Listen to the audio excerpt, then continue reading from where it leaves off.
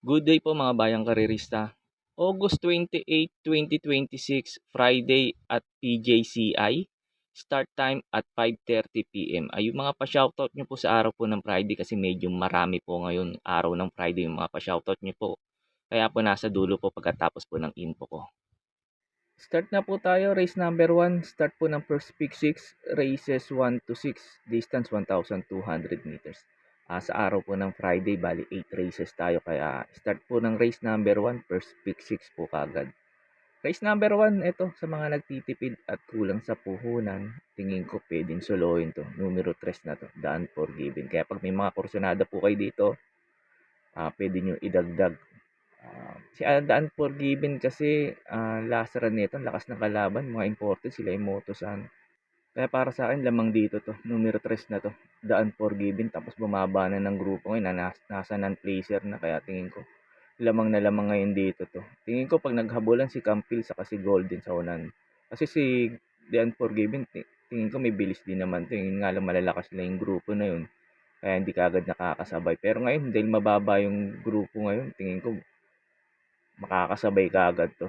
Kaya tingin ko, lamang na lamang po to para pa sa akin, itong numero 3 na to, The Unforgiven. Pagkatapos nga pala ng info ko dito, in-upload ko po yung last run nito ni The Unforgiven. Doon kala Imotosan para magkaroon po kayo ng idea kung susuloyin nyo po ba o magpo-protection pa kayo. Kaya po sa race number 1, itong numero 3, The Unforgiven, para po sa akin, susuloyin ko na po. Drawn together, off and running, and a fairly good start after all that, although Palabasa, Pabali's got no speed, nearly part. Coming out quickly off the inside, Bint Beret, the Aussie import is going to lead, the other import, Moto San. Up to third then was Spies of Blue, your favourite, rather one of the favoured runners. Then back in fifth, the rail was Kelbrillin, your favourite. Going forward around the outside, then Dynamic R after a fairly ordinary getaway. Then came the Unforgiven. Proud Giselle is next, and back at the tail of the field is Casaluna on towards the top turn, and around 800 metres still to travel, and Bint Beret is about to be taken on by the owner mate, a Moto San. Getting up to third and travelling sweetly is Dynamic R. Fourth, the rail making ground quickly is Kelbrillin, followed by dropping off then was Spies of Blue, who's under pressure. A long gap to the Unforgiven, Proud Giselle. Casaluna is best of the rest as they're under towards the home turn. On the inside, a Moto San been taken on by Kelbrillin. 3 and 4 wide the outside, then is Dynamic R. Under pressure, Bint Beret, and under the stick but getting closer is Spies of Blue. Around the bend for home, a Moto San straightens up with a narrow lead. The outside, Kelbrillin, and they shot away from the rest. A Moto San has got a good kick, 100 metres out, extends that margin by 3 and 4 lengths now, and it's a Moto San. Jim El Chiego racing away here. A Moto San big win, beats Kelbrillin. Now a mile back in third is going to be Dynamic R just from Spies of Blue. Over on the inside, Bint Beret. Then came Proud Giselle, the Unforgiven.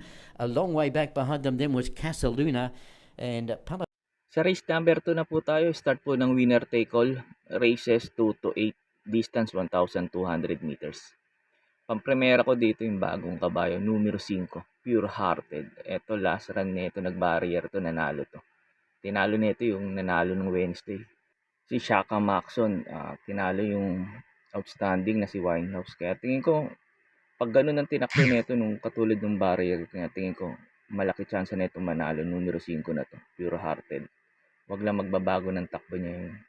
At yung kondisyon na itong kabayo na to, tingin ko lamang dito to, numero 5 na to, Pure Hearted. Tapos nagkakaya ako ang second choice, numero 3, Mishani Lethal.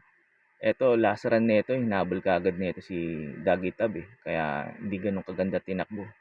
Pagkakaalam ko, pumang-apat pa nga to eh. Pero wag lang mamadali ni JT Pabilik to, tingin ko malaki chance na ito manalo. Numero 3 na to, Mishani Lethal. Tapos third choice ko, numero 2, Incy Bincy. Ito, last run naman ito ni Incy Bincy. Din doon din kila Mishani Lethal. Hindi din ganun kaganda sinalida nito, kaya hindi ganun kaganda tinakbo. Pero ngayon, cambio hinete, J.A. Guse. Tingin ko maganda itatakbo at salida nito. Baka mag-umento pa tong kabayo na to. Pagkatapos nga pala ng info ko dito, in-upload ko po yung last run nila, Incy Bincy, Mishani Lethal, tapos Mishani Soul, Pure Hearted, para magkaroon po kayo ng idea kung paano nyo po sila tatayan. Kaya po sa race number 2, pang primera ko, numero 5, Pure Hearted. Second choice ko numero 3, Mishane Lethal. Tapos third choice ko numero 2, Incy Vinci. Settle better. Off and running after long last. And a bit of a ragged start. Now getting away quickly, Miss Comaneci. And Dargatab was a lot of trouble in the gates, but came out running to lead on, settling down from Miss Comaneci. I Told Mama booting up into second, Miss Comaneci third. Fourth, the inside then is Mashani Soul in a good spot. A bit wider on the outside of them is Mashani Lethal and probing forward towards the lead. About 3 or 4 back, Energetic. Then came Penny Lass. 4 or 5 back, Make Waves. Incy Vinci on the outside of Make Waves as they run towards that top turn, and Royal Dash is right out of the race on the circle. 650 out. Dargatab is about to be pressured by going into second spot. Mashani Lethal running in third spot. The inside is I Told Mama, followed then by Miss Comaneci. Dropping off is Mashani Soul, and then came Penny Lass. Incy Vinci best of the rest around the bend for home, and Dargatab running strongly takes them to the 200 metres. Here comes Miss Comaneci down the outside. Over on the inside, Mashani Soul. Dargatab in front. The rider had a peep around. Sees Miss Comaneci coming with a rush on the outside. Miss Comaneci draws level. Put the head in front of Miss Comaneci. Has beaten Dargatab. Mashani Soul third. Penny Lass was next. Followed then by, as they crossed the line, Incy Vinci, and then came well back behind them Mashani Soul. Then came I Told Mama. A long way back behind. Off and racing. The quickest out of the gate, that is Addictive Peruana. Running alongside them, moving up is Destiny's Pinnacle. Running on the outside is Pure Hearted. Running beside the rail is Shaka Maxon. 4 runners in front position. It's now Destiny's Pinnacle, leads by 3/4 of a length, contested now by Pure Hearted, racing on the outside and dropping off third and trying to chase back now is Addictive Peruana, and moving closer down on the inside is Shaka Maxon. Now up in second spot, but it's still Destiny's Pinnacle, leads by a 1 ahead and puts his hand in front once again. Back on top now is Addictive Peruana, and dropping off now is Shaka Maxon. Once again close again is Destiny's Pinnacle and Pure Hearted. 400 meters left to go.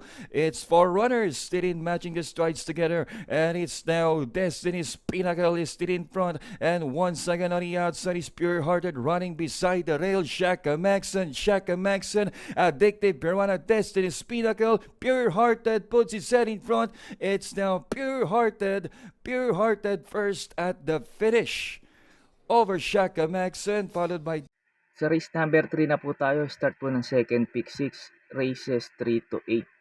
Distance 1,200 meters. Pang-primera ko dito yung couple entry numero 2, Style and Profile, saka 2A Kai. Style and Profile, tingin ko nanibago lang to sa PJC kasi first official run niya nun. Ngayon, second official run, tingin ko baka magamayan niya na. Tingin ko malaki chance na neto manalo ulit. Numero 2 na to, Style and Profile, tapos cambio pa Hinete, J.A. Gusi, kaya tingin ko maganda itatakbo ngayon neto. Tapos yung 2A naman kay, nakatakbo naman na dito to. Yun nga lang, parang nanibago din tong kabayo na to. Kasi nga sa tagal na hindi ulit nakatakbo dito sa PJC. Kaya, di gano'ng kaganda tinakbo, saka malakas naman kalaban. No?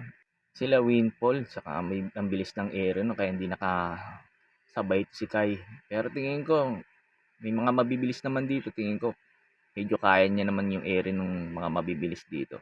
Kaya tingin ko, itong 2A na to, may panalo rin to dito. Tapos, second choice ko po, numero 8, Fire Up Shoes. Eto naman si GT Pabilik, nagmamadali lang to eh. Nagmadali lang to last run eh. Kaya narimatian ni Blue Empress. Kaya, pero kung wag lang mamadaliin to, tingin ko may panalo din to dito. Numero 8 na to, Fire Up Shoes. Tapos, third choice ko, numero 7, I'll Tell You So. Ito si I'll Tell You So, sumigunda to last run.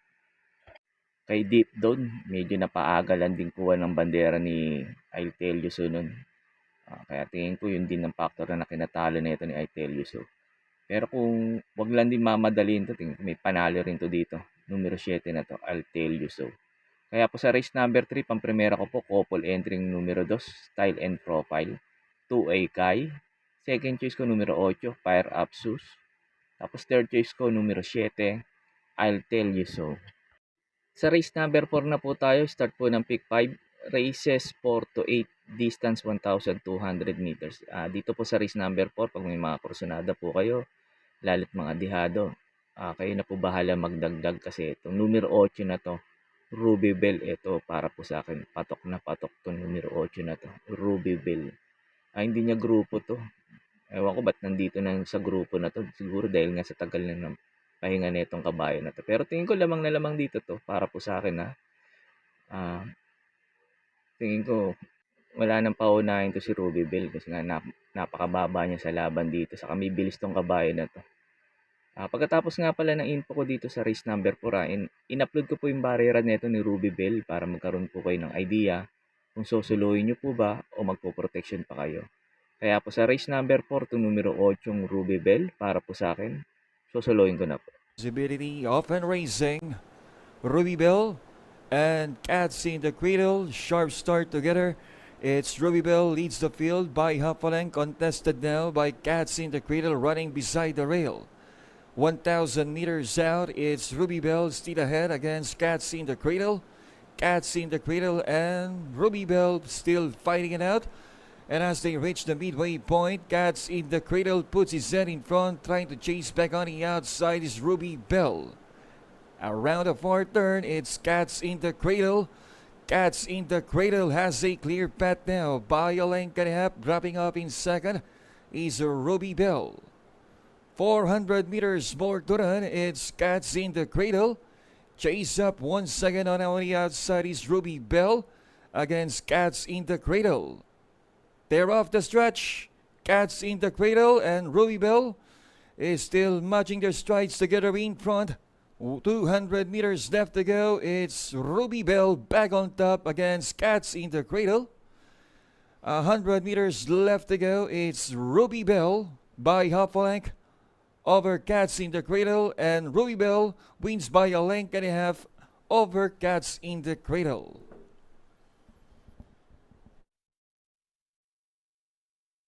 Sa race 5 na po tayo, start po ng pick 4, races 5 to 8, distance 1,200 meters. Ito pang primera ko dito, tingin ko baka madihado pa dito. Numero 7, Red Bell. Ito si Red Bell, last run nito. Halos dikit lang sila ng couple entry niyang si Queen Bell nung sa meta. Medyo nakalayo lang yung couple entry niya nun. Layo kasi pinanggalingan nito ni Red Bell. Pero tingin ko pag maganda sinalida at nakasabay kaagad to, tingin ko malaki chance makarimate dito to. Numero 7 na to, Red Bell. Tapos second choice ko na rin yung mababa sa laban, numero 1, Captain Bob. Si Captain Bob dito magaling to sa PJC, yun nga lang. Galing sa bakasyon at baka hindi bigyan ng importansya na may-ari. Kaya ginawa ko lang second choice. Pero kung bibigyan ng importansya to, tingin ko may malaki chance nito manalo dito kasi nga baba sa laban. Isa rin to pwedeng makarimate rito. Kasi dirimating kabayo to si Captain Bob. Tapos naglagay ako third choice, numero 8, love ko to. Tingin ko mag-aabang lang to kasi nandito sila Bright Mind. Kung hindi ilalaban yung Bright Mind, tingin ko baka mauna na rin to si love ko to dito. Kaya tingin ko pag ito nauna at napabayaan, tingin ko kaya rin tumapos ng karera to. Numero 8 na to, love ko to. Kaya po sa race number 5, pang primera ko po numero 7, Red Bell. Tapos second choice ko numero 1, Captain Bob. Tapos third choice ko numero 8, love ko to. Sa race number 6 na po tayo sa last DD plus 1, distance 1,200 meters. Ito sa mga nagtitipid ulit at kulang sa puhunan. Pag binigyan ng importansya to, numero 1 na to, Margo, tingin ko, pwedeng soloin to. Baba ngayon sa laban. Pero last run nito, hindi maganda tinakbo kala Eugene Bell. Pagkakalap po, bugaw to. Medyo bumababa ng laban ngayon. Nga pala sa mga tumataya ng double forecast, pag eto na Yamado, tingin ko, pwedeng singilin talaga. Alam niyo naman, pag Ed Gonzalez, pag bumenta, laban. Pero pag hindi bumenta, lamang sa biyahe na. Kaya tingnan nyo sa mga tumataya ng double, yung bentahan muna bago kayo tumaya. Second choice ko na rin numero 4, Lucky Nono. So, tingin ko pag hindi binigyan ng importansya si Margo, tingin ko ito pwedeng umupset sa kanya. Numero 4, Lucky Nono. Kaya po sa race number 6, pampremera ko numero 1, Margo. Second choice ko numero 4, Lucky Nono. Sa race number 7 na po tayo sa last double, distance 1,200 meters. Eto ulit sa mga nagtitipid at kulang sa puhunan, tingin ko puwedeng solohin 'tong couple entry na 'to. Mishani Storm saka 2A Dream Girl. Mishani Storm last run galing sa panalo, sinunod lang. Kaya tingin ko tinuturuang sumunod 'tong kabayo na 'to kasi nga mabilis 'to. Na may mga mabibilis dito katulad nila Phil Samor, tingin ko baka isunod lang ulit 'to katulad nung last run na panalo niya. Saka nagagamahan na talaga ni RC si Masio 'to, si Mishani Storm. Kaya tingin ko lamang po dito 'to, numero 2 na 'to, Mishani Storm. Tapos yung 2A naman, Dream Girl, tingin ko mag-aabang lang 'to sakaling hindi maganda yung takbo ni Mishani Storm. Tingin ko, puwedeng maka-remate rito 'to. Kasi itong si Dream Girl may bilis din naman 'to, saka nasusunod saka napapa-remate. Tapos naglagay ako second choice numero 9, Deep Down. Kaya naglagay ako second choice kasi nga may paratingan 'to sa last race, si Cats in the Cradle. Kaya lamang sa laban 'to ngayon, numero 9 na 'to, Deep Down. Saka galing sa panalo 'to, ang ganda ng tinakbo ng last run nito, saka yung panalo nito ang ganda. Kaya tingin ko eto puwedeng umabsent kay Mishani Storm saka kay Dream Girl. Kaya po sa race number 7, pampremera ko po couple entering Mishani Storm, 2A Dream Girl. Tapos second choice ko, numero 9, Deep Down. Sa race number 8 na po tayo, sa last race. Bago nga pala ako magbigay ng info ko dito, makikiusap ulit po sana ako sa inyo na sana po mag-subscribe po kayo sa YouTube channel ko at pakitap na rin po yung notification bell para updated kayo tuwing mag-upload ako ng mga infos at videos ko po dito. Arnel Racing Tips, maraming salamat po. Sa race 8 na po tayo, sa last race, sa last forecast, distance 1,200 meters. Dito sa paratingan ng winner take all, pick 6, pick 5, pick 4, DD plus 1. Pag may mga kursunada po kayo na dihado, dagdag nyo lang po kasi itong numero 1 na to, Cats in the Cradle, ito para po sa akin. Susuloyin ko na po to. Di nyo grupo to, itong last race na to. Sa tagal ng bakasyon kaya napunta na rito sa mababang grupo na. Pero ngayon, patok to. Kahit paratingan to, susuloyin ko itong numero 1 na to. Cats in the Cradle. Kung gusto nyo pala mapanood yung barriera neto, nandun sa race number 4. Siya yung nakalaban ni Ruby Bell. Pwede nyong balikan. Kaya po sa race number 8, yung numero 1 Cats in the Cradle, para po sa akin, susuloyin ko na po. Yun lang po, and good luck and happy racing po mga bayang karerista. Pagkatapos nito yung mga pa-shoutout nyo po.